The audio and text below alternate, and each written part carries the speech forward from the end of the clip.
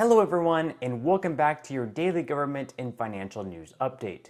In today's video, we'll be discussing what Vice President Kamala Harris is saying about their efforts to reduce inflation. Other than that, I also discuss what some seniors on Social Security benefits have had to resort to during these difficult times, why it's incredibly unfair and something that no one should be subjected to.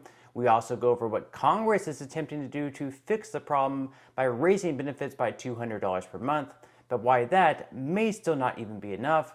And finally, we discuss updates in the stock market and Bitcoin. Now, as always, I am definitely interested in hearing your thoughts on everything, and I wanted to quickly thank everyone for giving my videos likes and sharing them, as that certainly helps push these videos out to other people like you.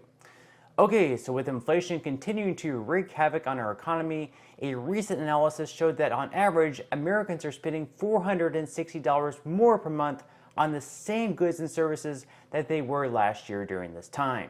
Yes, that's per month, not per year.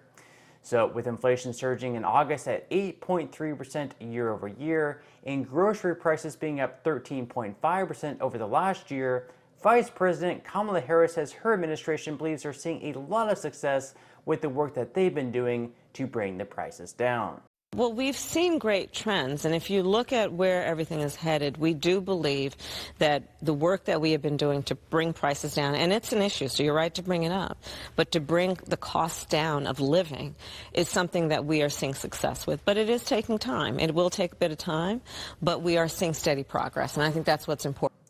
Well, I guess if you define success by actually seeing an increase in inflation from July to August, then sure, they've been really great about bringing prices down. And this is something that most Americans can see right through, especially those on fixed incomes with Social Security.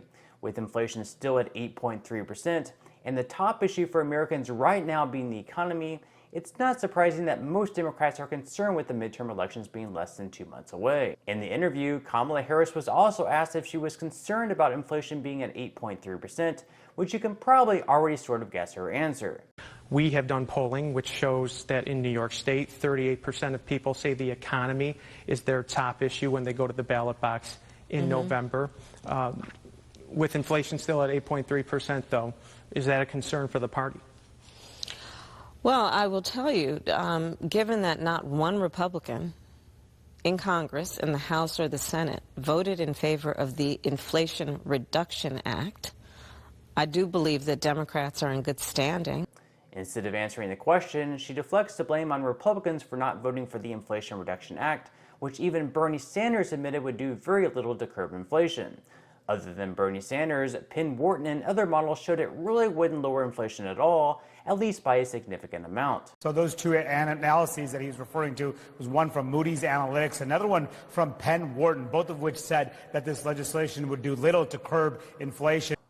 Instead, what it did was pass a ton of climate provisions, hoping that Americans wouldn't see what was actually in the bill, and slapped a pretty title on it that they thought would make most people happy. If the bill was called the Tesla Tax Credit Act or the Hire 87,000 New IRS Agents Bill, I don't think spending an additional $740 billion would be all that popular. Granted, it does cap out-of-pocket spending for prescriptions at $2,000 and caps out-of-pocket for insulin at $35, but other than that, there's really not too much to reduce inflation. Most sad of all, in my opinion, is the fact that so many Americans, whether it be food or rent, are struggling so much to get by during these times. On MSNBC, a woman named Brenda was featured where she said pretty much what we're all going through on our trips to the grocery store. Even though our cart seems about half empty or maybe even 2/3 empty, we're still spending even more money than what we were in the year prior.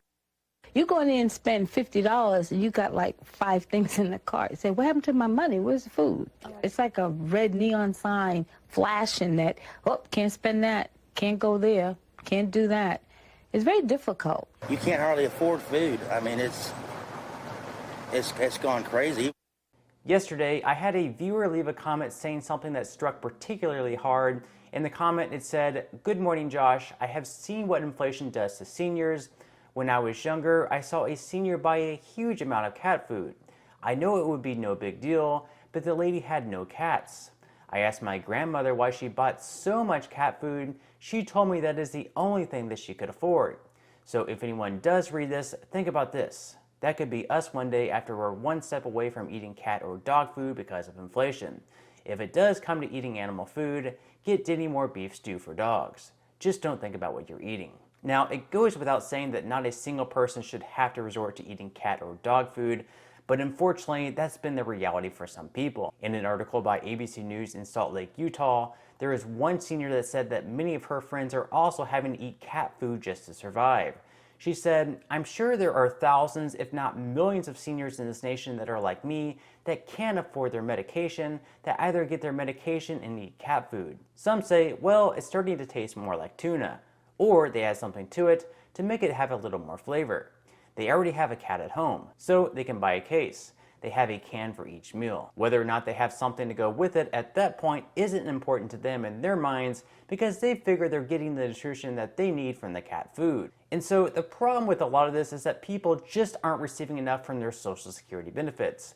Being that the average benefit is just $1,656, once you deduct the cost of rent, food, medical expenses, and everything else, there really isn't all that much left over, if there's anything left over at all. So it goes without saying that the Social Security system is just completely broken. So could the Social Security Expansion Act be the answer?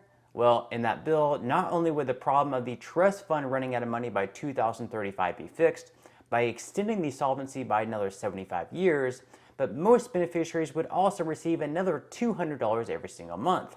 Other than that, they would also change the way the cost of living adjustment is calculated to much better reflect the goods and services that most seniors pay for.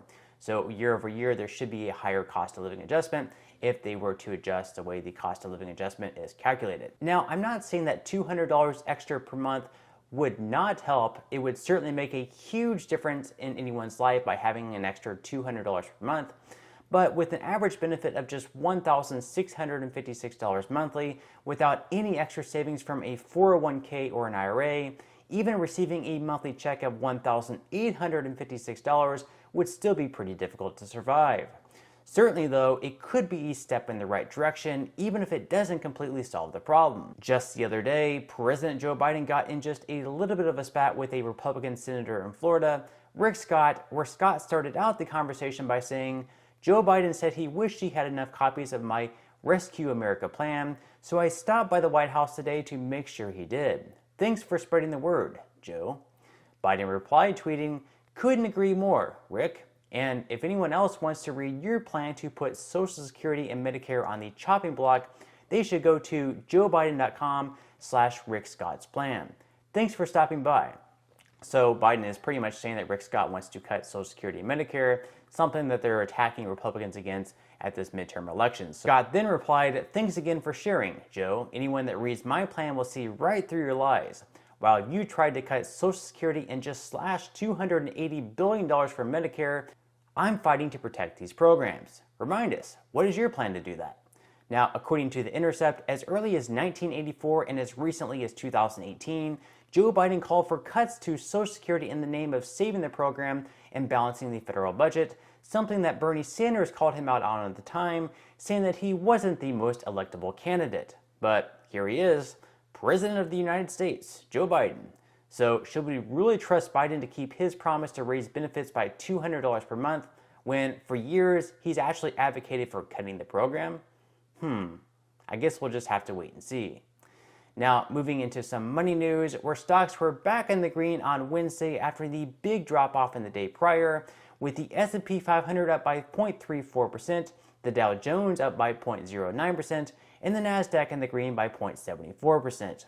Now, futures for today so far are pretty flat, with Dow futures up by 0.08%, S&P 500 futures in the green by 0.04%, and Nasdaq futures slightly down by 0.03%. Now, the Fear and Greed Index, which shows what type of emotion is driving the market, is currently now in fear as inflation doesn't seem to want to go away, which means that the Federal Reserve, unfortunately, will have to continue aggressively raising rates. Just 1 month ago in comparison, investors were actually getting a little greedy, which explains the 10% drop-off in the S&P 500.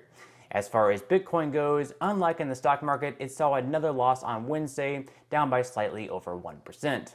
Now, even though we've seen a lot of red so far in the market this week due to the terrible inflation report, it's actually a great opportunity to get in at some pretty good prices, which means more room for growth.